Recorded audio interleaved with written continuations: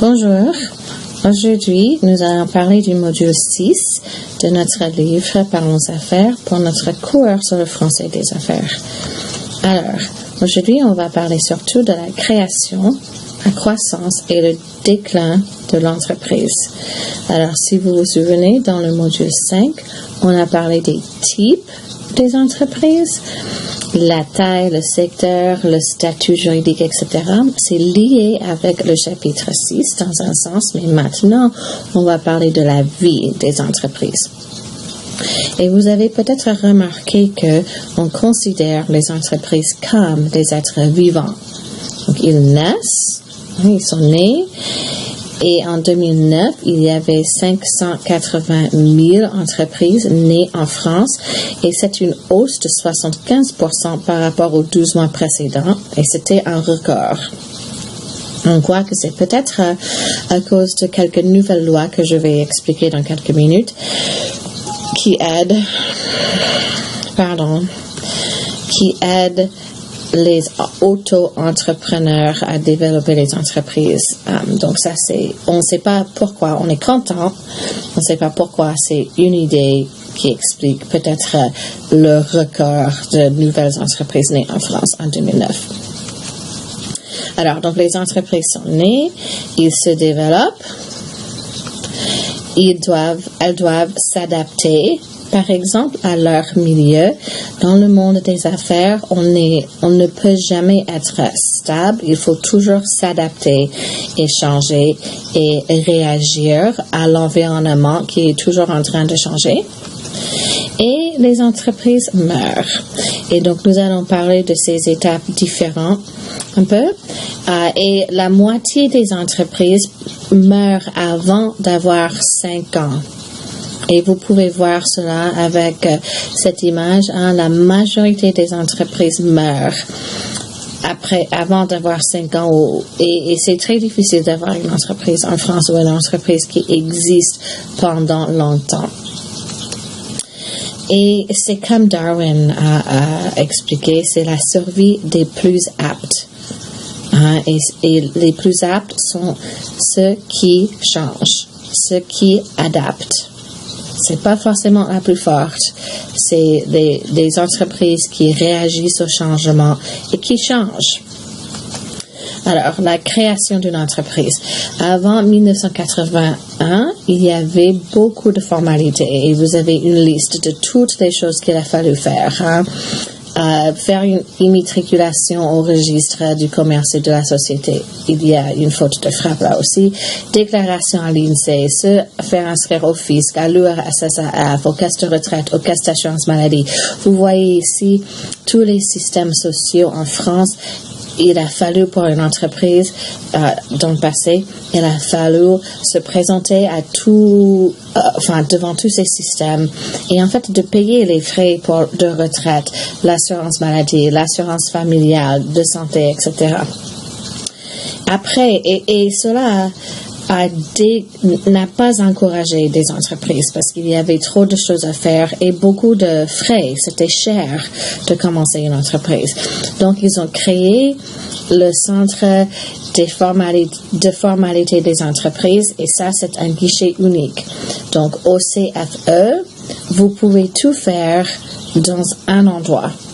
Et donc, vous faites maintenant juste le statut juridique de l'entreprise. Est-ce que c'est une personne morale ou physique? Toutes les choses du chapitre 5. Et c'est beaucoup plus facile. L'entreprise la plus facile, c'est l'entreprise individuelle. Parce que aucun capital n'est nécessaire. C'est juste la personne, si vous vous souvenez, c'est juste la personne physique. Et les dettes sont couvertes par le patrimoine personnel de l'entrepreneur. Nous avons parlé du fait que les dettes dans une entreprise individuelle sont illimitées, professionnelles et personnelles. Mais c'est très facile donc vous avez un grand risque, mais c'est facile de commencer une entreprise individuelle. Vous ne payez rien, vous dites je veux commencer une entreprise et c'est commencé. Créer une société, n'oubliez pas que les entreprises ne sont pas toutes des sociétés, mais toutes les sociétés sont des entreprises. Créer une société, c'est plus compliqué, bien sûr. Une personne morale est née Et donc, il faut publier un avis de constitution de société, c'est un acte de naissance, dans un journal d'annonce légale. Il faut rédiger et faire enregistrer un document qui définit légalement la société, les règles, les statuts. Et dans les statuts, il faut parler de la forme, où se trouve le siège, quelle est la dénomination, quel est l'objet de la société, expliquer le capital, identifier les associés pour une société de personnes. Il faut définir les règles des actions, la distribution des bénéfices, quand est-ce que vous allez avoir des assemblées générales pour une société anonyme, etc. Donc, beaucoup de détails à expliquer si vous faites une société. Et il faut expliquer les obligations, toujours au CFE. Vous faites toutes ces choses au CFE, mais il faut expliquer les obligations du capital social et des associés. Alors, pour une société de personnes, il faut avoir au moins 2 associés. Pour une SCS, au moins un commanditaire et un commandité. Pour une société anonyme, au moins 7 actionnaires. Il y a juste un C, 7 actionnaires. Et un capital minimum de 37 000 €, plus haut si elle fait appel public à l'épargne. Pour une SAS, même minimum en capital qu'une SA, mais seulement 2 personnes, parce que c'est simplifié. Donc, pas 7 actionnaires, 2 actionnaires. Dans une salle traditionnelle, au moins 2 associés, au plus 100 associés, et dans le passé, il n'y avait aucun capital minimum. Même chose pour une Earl, mais la loi Dutreil, en 2003, a exigé un capital minimum de 7 500 $ pour couvrir les dettes en cas de faillite. N'oubliez pas, avec une Searle et une Earl, les dettes ne sont pas illimitées. Donc, vous n'avez pas la propriétaire personnelle qui paye les dettes, et donc la loi Dutreil a donné un petit capital minimum pour couvrir les dettes. Donc, voilà. La loi de modernisation de l'économie, LME, c'était en 2008. Et c'est une loi qui a changé le statut de l'entrepreneur pour simplifier les démarches. Ils ont voulu toujours encourager le commerce. Donc, la première chose, ils ont fait le CFE, et ensuite, il y avait cette loi. Et l'auto-entrepreneur, il y a beaucoup de sites. Donc, il y avait, la loi en 2008, en 2009, il y a beaucoup de choses qui expliquent l'auto-entrepreneur. C'est un peu compliqué, mais en gros, ils ont un système un peu plus facile. Ils ont quelques réductions fiscales. Ils ont quelques privilèges. Ça prend trop de temps. Vous pouvez cliquer sur le site vous-même pour voir les détails, mais cela explique en fait comment l'auto-entrepreneur, donc vous êtes une société d'une personne, ou vous êtes une entreprise individuelle surtout, donc en fait, je ne sais pas si des heures comptent. Je crois que ce sont pour des entreprises individuelles seulement, pas des sociétés. Donc, des entreprises individuelles, une personne, des autres entrepreneurs peuvent avoir quelques bénéfices. En 2015, la loi va changer et ils ne savent pas encore. Ça commence le 1er janvier 2015, donc dans un mois et demi, 2 mois, la loi va changer encore une fois. Ils ne savent pas exactement comment la nouvelle loi va, comment elle va aider ou comment elle ne va pas aider les autres entrepreneurs, mais cela reste à voir. Et une chose, en 2015, ce n'est plus auto-entrepreneur, c'est micro-entrepreneur. Mais bon. OK. Alors, retournons à cette discussion d'une croissance d'une entreprise. Donc, une entreprise est née et maintenant, elle doit grandir, elle doit développer. Et on mesure la croissance par le chiffre d'affaires, le montant du capital, la part de marché de l'entreprise et son effectif ou le volume de sa production. C'est normal. Combien d'argent est-ce qu'elle a?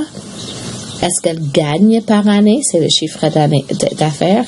Combien d'argent est-ce qu'elle a, son capital? Quel est son rôle dans le marché? Et combien, si vous vendez des voitures, combien de voitures vendez-vous? Quel est votre volume? Cela semble logique pour moi. Alors, l'objectif des entreprises, c'est atteindre au plus vite la masse critique. Et la masse critique, c'est un terme nucléaire, c'est un terme scientifique. C'est la plus petite masse nécessaire pour maintenir une réaction, pour que la réaction continue.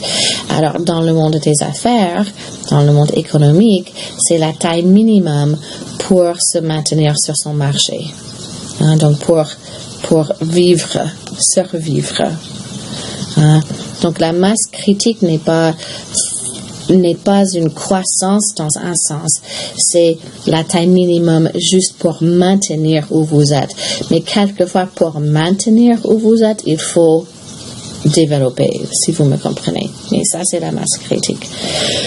Une fois que vous avez votre masse critique réalisée, comme je viens de dire, vous ne pouvez pas juste rester stable.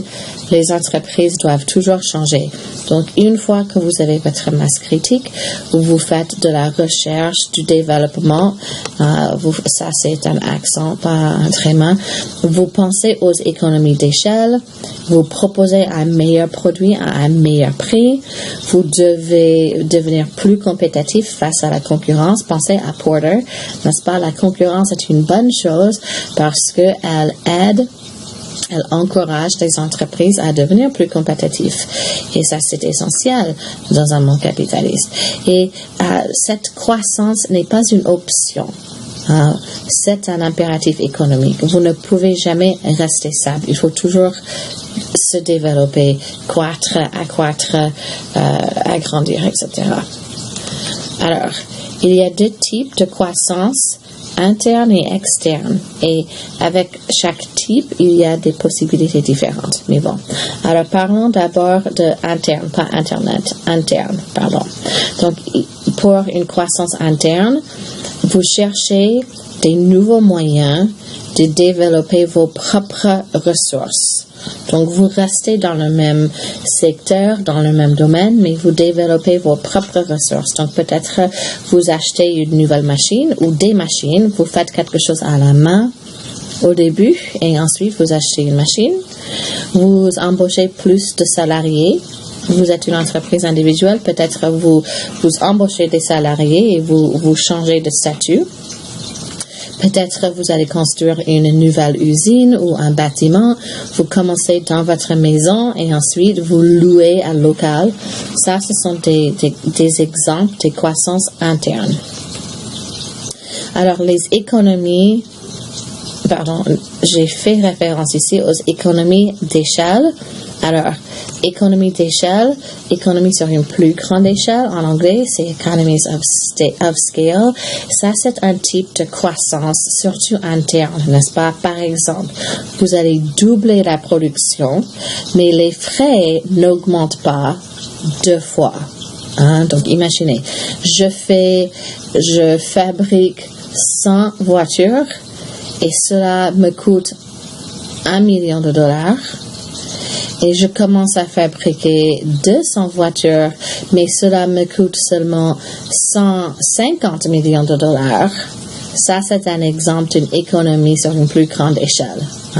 J'ai déjà les machines en place, donc je n'ai pas besoin de payer $2 millions pour 200 voitures. C'est juste 150.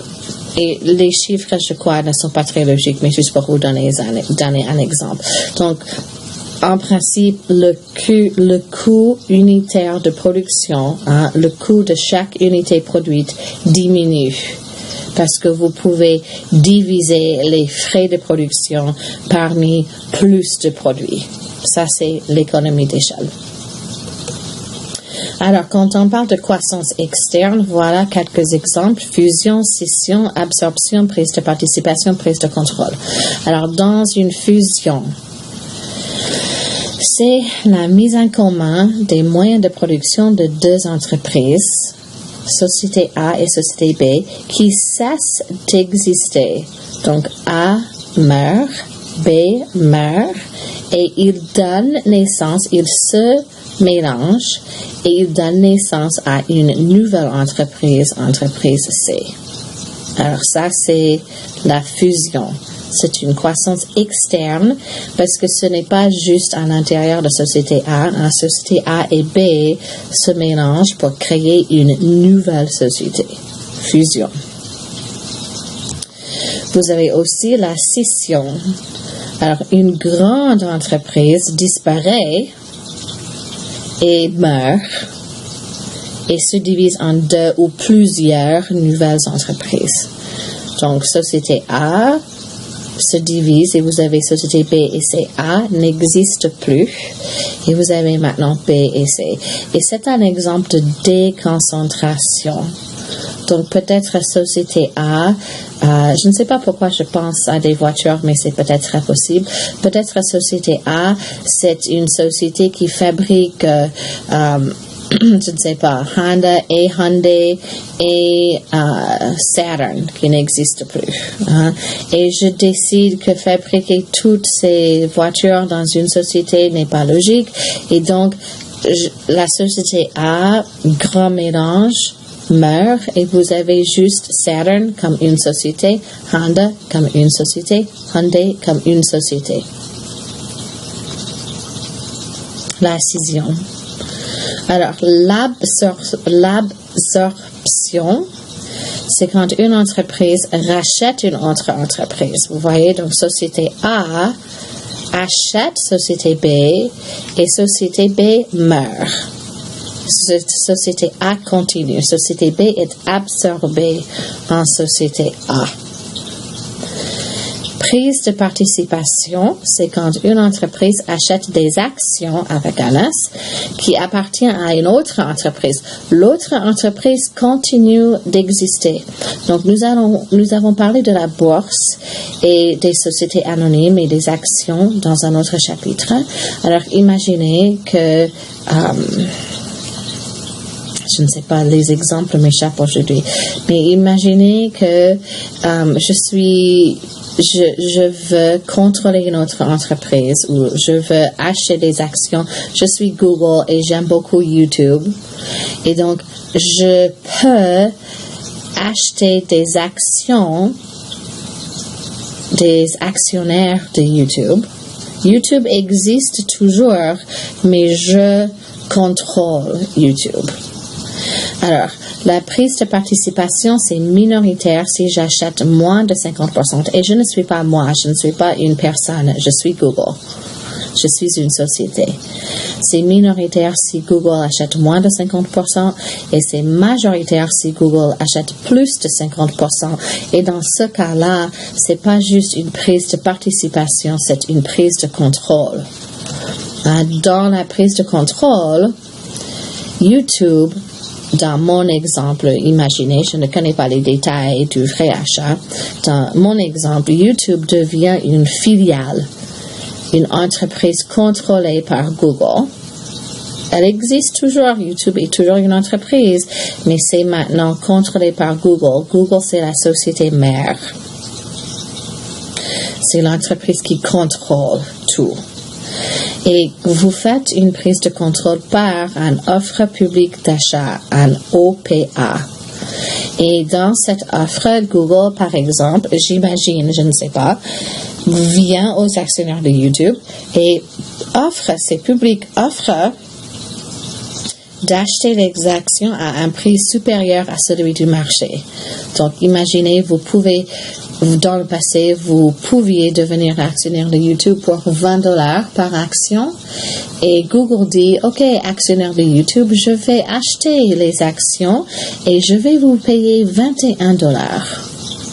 Peut-être cela vous intéresse et vous dites, oh, mais c'est une bonne idée. Vous vendez vos actions à Google et Google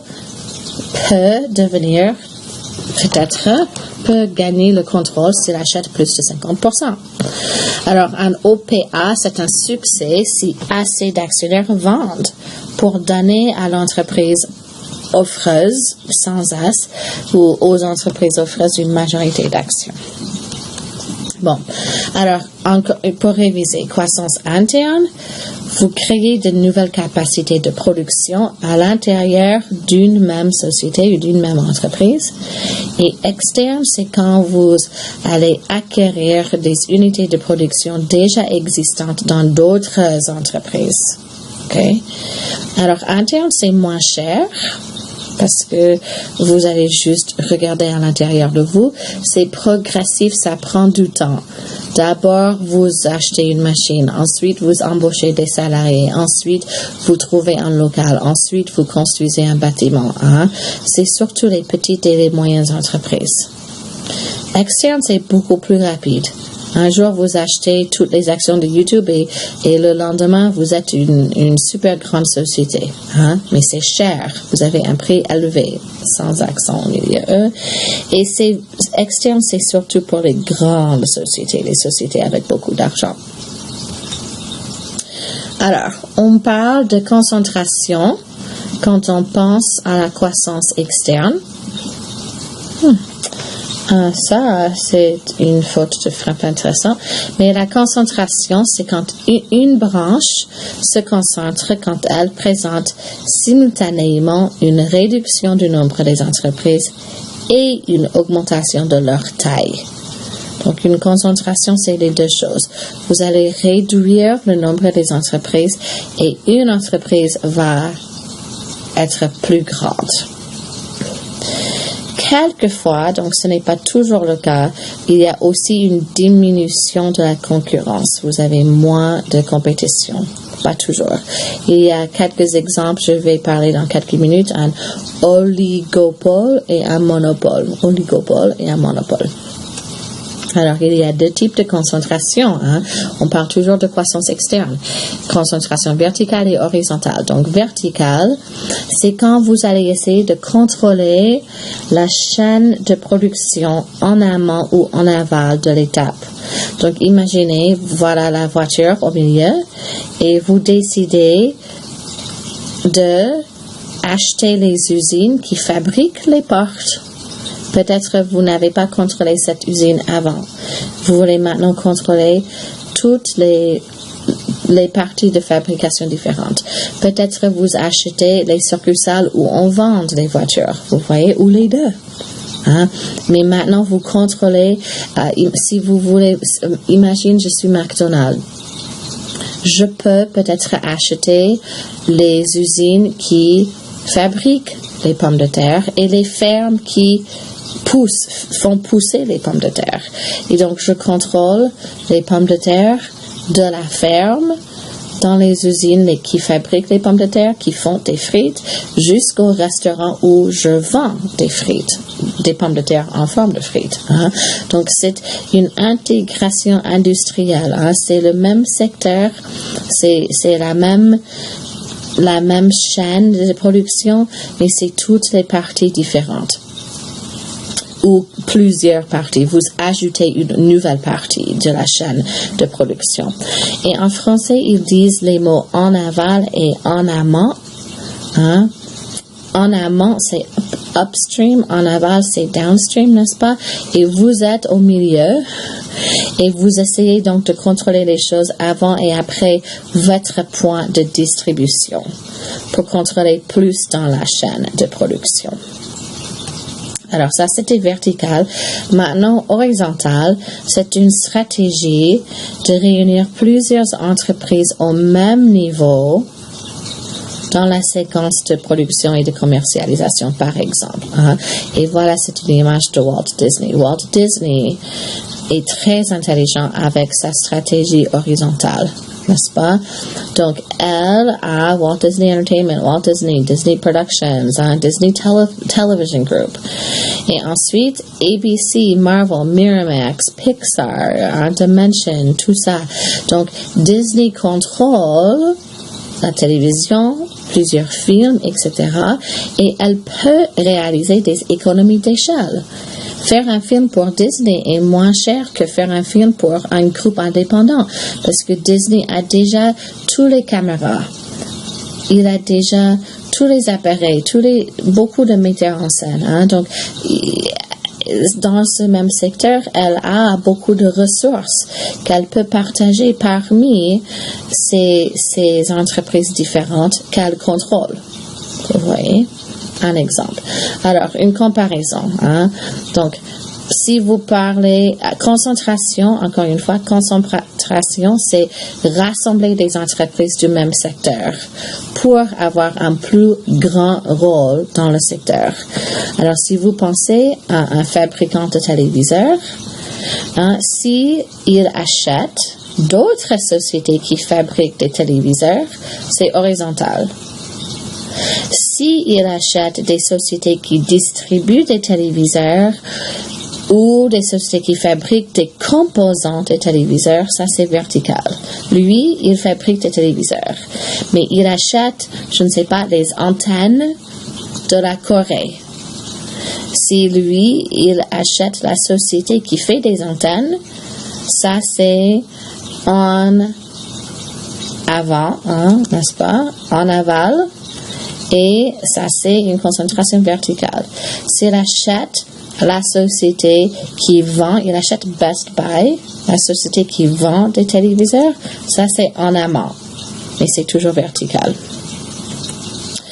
Alors, un oligopole, c'est quand vous n'avez pas beaucoup de vendeurs au marché.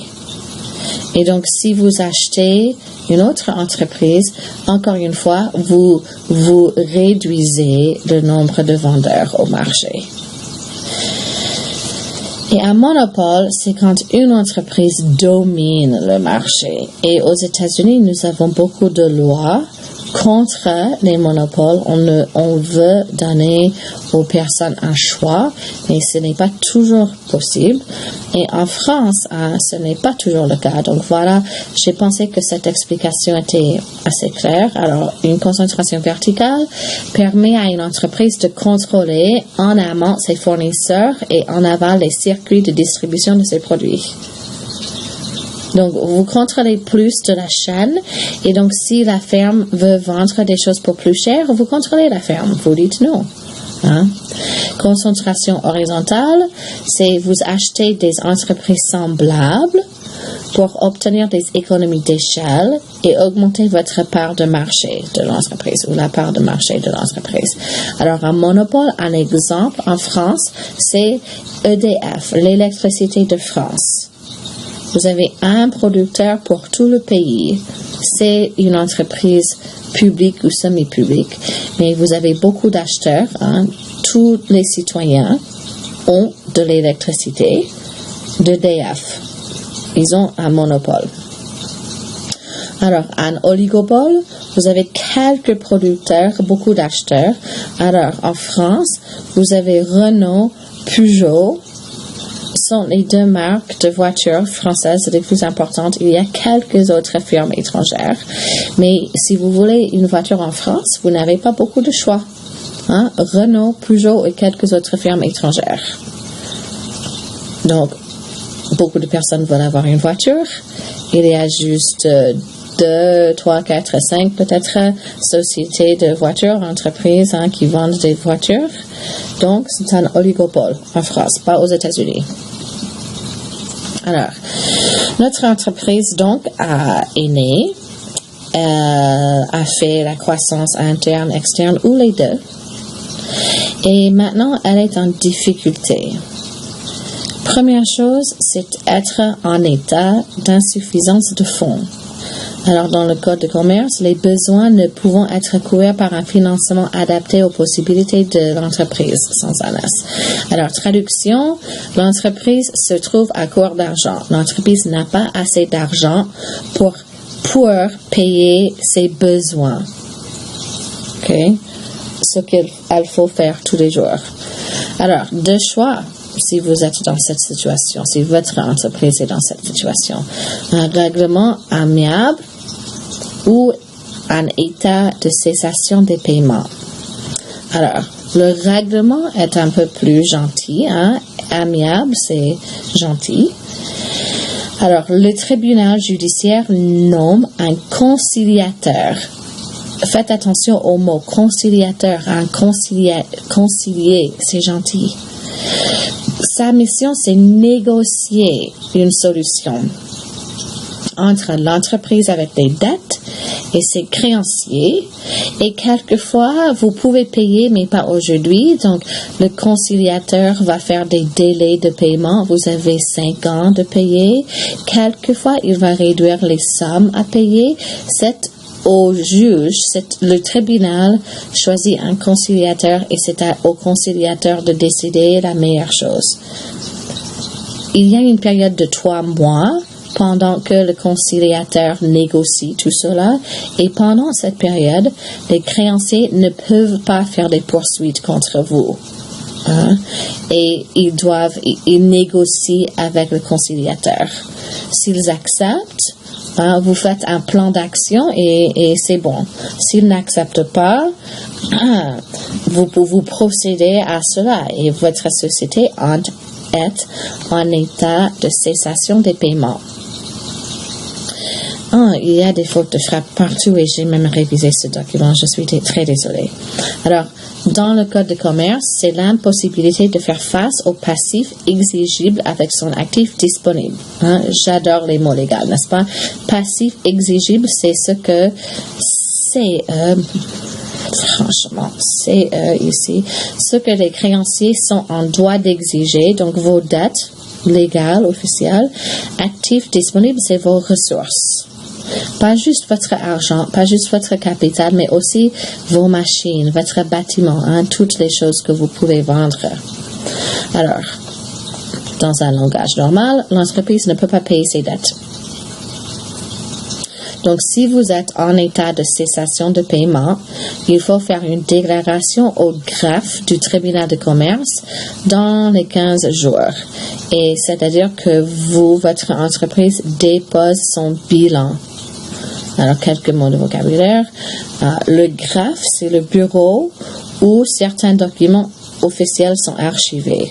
Donc, ça fait partie du tribunal, du système légal, mais le tribunal de commerce, vous allez au greffe et vous déposez votre bilan. Et un bilan, c'est la description de tout ce que vous avez à une date donnée.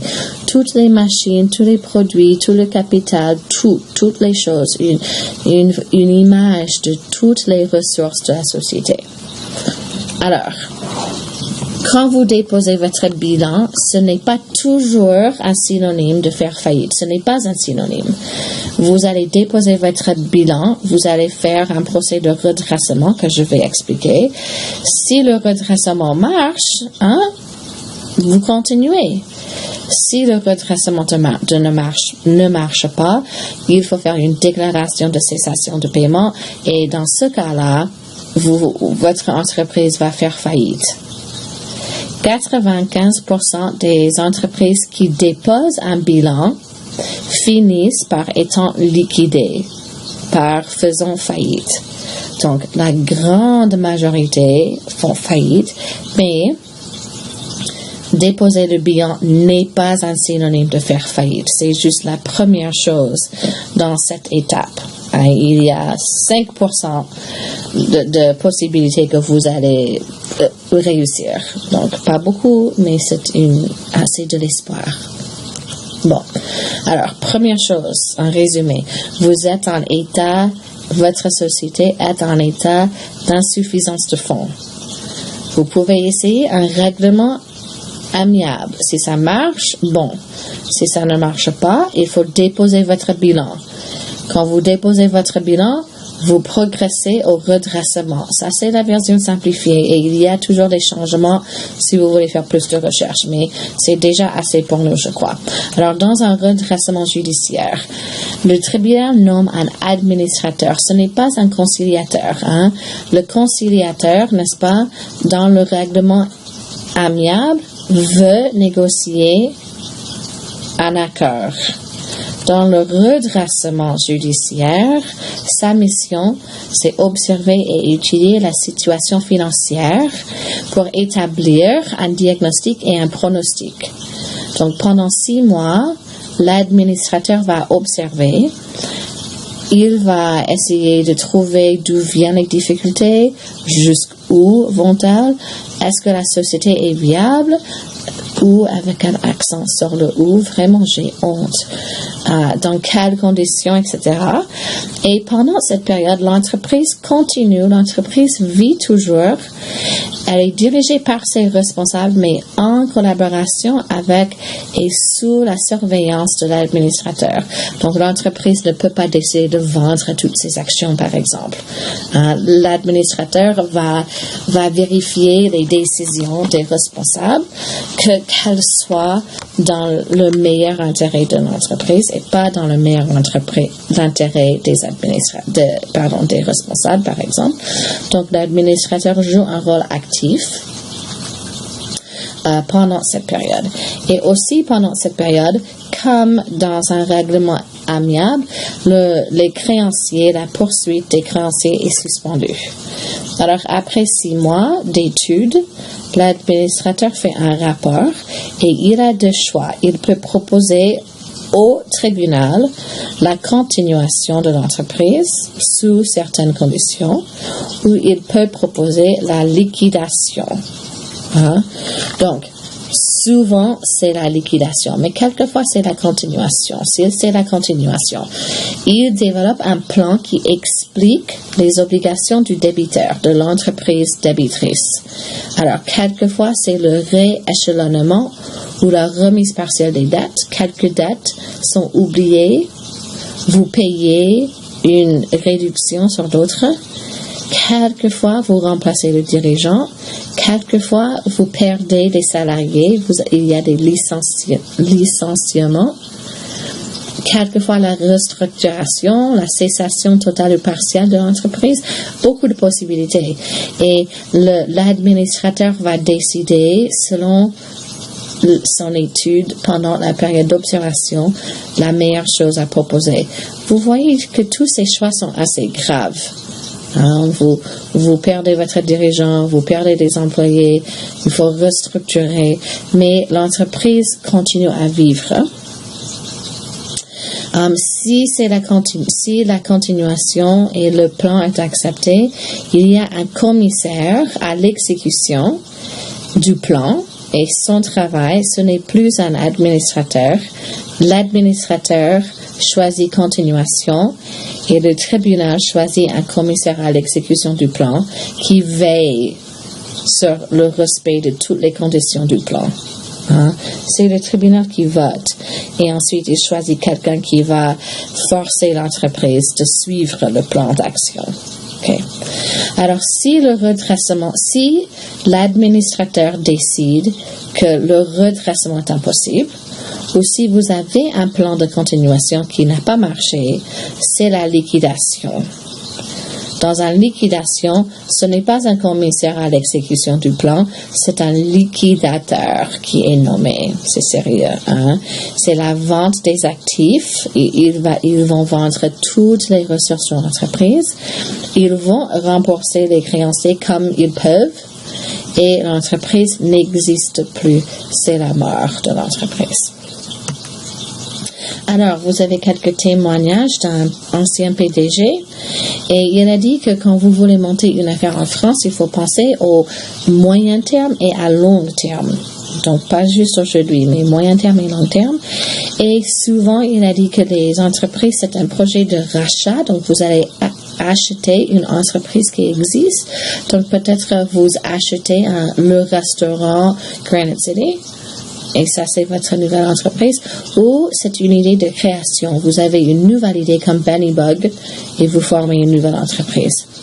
Il a insisté sur l'importance du plan d'affaires prévisionnel, en anglais business plan. Et il a même pensé faire cela pendant 3 ans. Et il donne beaucoup de détails dans le livre. Mais il faut surtout penser aux besoins en fonds de roulement. Combien d'argent combien d'argent aurez-vous besoin, pas juste pour commencer la société, mais pour que la société continue. Quelle est la rentabilité? Rentabilité, c'est un mot très français. Et c'est-à-dire que pour moi, c'est un peu comme la masse critique. à quel point, qu'est-ce qu'il faut avoir pour gagner des bénéfices? Quelles sont les ressources durables prévues? Parce que votre capital va disparaître, donc comment est-ce que vous allez continuer à pouvoir avoir votre entreprise? Il a aussi parlé des difficultés, le parcours du combattant, et il a dit que c'est difficile de trouver un projet intéressant, de penser à cette nouvelle idée ou de trouver le restaurant que vous voulez acheter ou l'entreprise que vous voulez acheter. Il est difficile de réunir assez de capital. Le personnel, c'est souvent difficile. Il a parlé de vouloir acheter un supermarché et beaucoup d'employés ont quitté pour suivre l'ancien patron. D'autres se sont déclarés en maladie, donc ils ont refusé de travailler, si vous voulez. D'autres ont travaillé, mais faisaient mal leur travail. Et vous savez, avec les contrats différents en France, il est difficile des fois de virer des personnes. Donc, le personnel, trouver une bonne équipe peut être très difficile. Alors, à la page 97, il y a beaucoup de bonnes idées pour votre projet final. N'oubliez pas votre projet final. Alors, vous allez faire un dossier prévisionnel. Vous allez faire un plan d'affaires prévisionnel pour un projet que vous imaginez. Et vous pouvez regarder le site de l'APCE. Vous voulez éviter des erreurs de Bunnybug qui n'avaient pas eu un dossier prévisionnel. Alors, quelques questions. Votre projet final doit répondre à ces questions. Alors, quel produit ou quel service allez-vous vendre? Et à qui? Qui est votre clientèle? Qui est votre concurrence? Quelle est la demande? Quelle est votre stratégie commerciale? Quel statut juridique allez-vous choisir? Est-ce que vous allez faire une entreprise individuelle, une société de personnes, une SCS, et pourquoi? Quelle est la composition de votre équipe? Qui sont vos associés? Quels sont les besoins financiers? Quels sont les chiffres d'affaires prévisionnels? Quel est le point mort? Donc, et ça, c'est quel est le seuil de rentabilité? Quel est le niveau d'activité nécessaire pour gagner des bénéfices?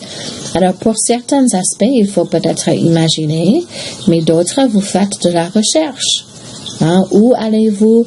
Quel est le siège de votre société? La dénomination sociale? Est-ce que c'est à Rennes? Est-ce que c'est à Tours? Est-ce que c'est à Paris? Le marché est différent dans chacun de ces grandes villes. Et APCE, c'est l'Agence pour la création des entreprises, et voilà un site web pour ça. Et le Centre des formalités des entreprises, ça fait partie de la Chambre de commerce et d'industrie de Paris et d'autres. Et le site web n'a pas marché pour moi aujourd'hui, mais il y a un lien dans votre livre où vous pouvez chercher au Google pour cela si vous voulez d'autres idées. Mais le livre a une bonne liste de questions pour vous. Et ça, c'est la fin pour aujourd'hui. Et j'espère que vous pensez déjà à votre projet final. N'hésitez pas à me contacter avec des questions. Et à la prochaine. Alors, je vous souhaite une très bonne journée. Au revoir.